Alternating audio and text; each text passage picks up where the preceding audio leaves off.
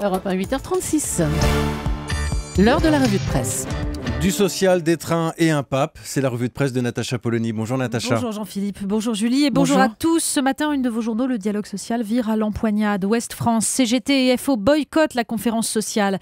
Le Télégramme, dialogue social, ça se complique. Le Figaro, face à Hollande, CGT et FO choisissent la rupture. L'Humanité, pourquoi le dialogue social à la sauce hollandaise est un échec. Mais il n'y a malheureusement pas que les machineries gouvernementales qui déraillent. Le Parisien, drame de Brétigny, négligence coupable, libération, les vices de la SNCF. Et c'est vrai que ce matin, il est beaucoup question de la SNCF et de l'état de son réseau, Natacha. Oui, c'est l'éditorial de Libération qui résume le mieux la pensée collective ce matin. Quand le train des bobos fend l'air, celui des prolos déraille.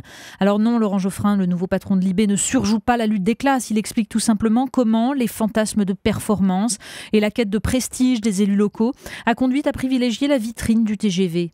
La France, mère patrie du TGV, écrit Denis Domain dans La Nouvelle République, co-inventrice du tunnel transmanche et chorégraphe du ballet quotidien des trains internationaux, révèle de mortelles négligences sur le réseau dit secondaire, celui des petites lignes du quotidien, des trajets pour le boulot et des retours de provinciaux crevés par la capitale.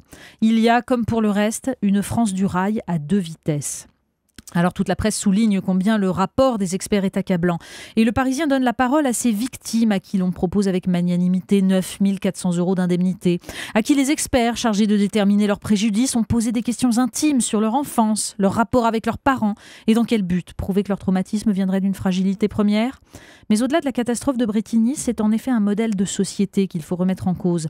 Chacun doit savoir, conclut Laurent Geoffrin, que la rapidité des trains implique un coût social qui traduit une injustice. Comme il existe un mouvement slow food en gastronomie, il est temps de se rallier au mouvement slow train. Voilà la formule magique, changer de modèle, Natacha. Oui, en matière ferroviaire comme ailleurs, si vous vous dites qu'il y a quelque chose qui cloche, le journal La Décroissance vous a prévu pour cet été le cahier de vacances le plus fabuleux qui soit. Un portrait des penseurs qui, depuis le 19e siècle, ont développé une critique de la civilisation industrielle. De Tolstoï à Jean Giono, de Thoreau à Gandhi, Aldous Huxley, le principe de domestication de l'espèce par le consumérisme. Huxley qui écrivait après la bombe atomique, les plus importants des Manhattan Projects de l'avenir seront de vastes enquêtes instituées par le gouvernement sur ce que les hommes politiques et les hommes de science qui y participent appelleront le problème du bonheur. En d'autres termes, le problème consistant à faire aimer aux gens leur servitude. Et puis Georges Bernanos, c'est cette phrase tirée de La France contre les robots. On ne comprend absolument rien à la civilisation moderne si l'on n'admet pas tout d'abord qu'elle est une conspiration universelle contre toute espèce de vie intérieure.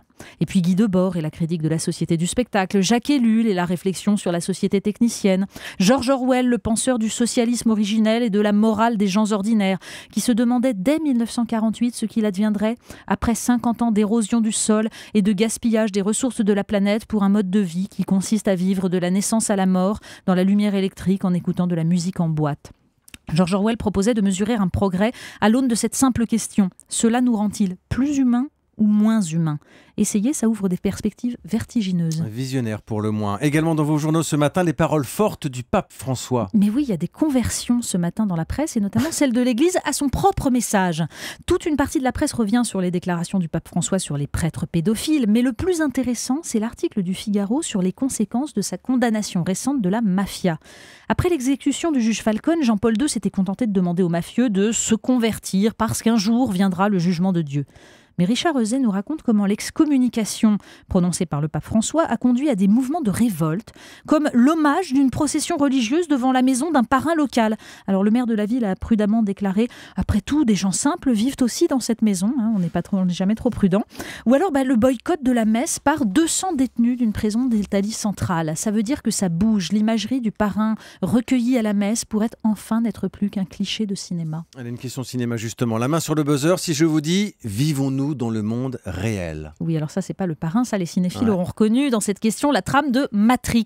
Eh bien, dans Philosophie Magazine, un article fait état des réflexions de philosophes sur la question de savoir si nous ne vivrions pas dans une réalité simulée, produite par des descendants soucieux de faire revivre le monde de leurs ancêtres. Alors, d'après ces philosophes, ça expliquerait certaines impasses de la science moderne.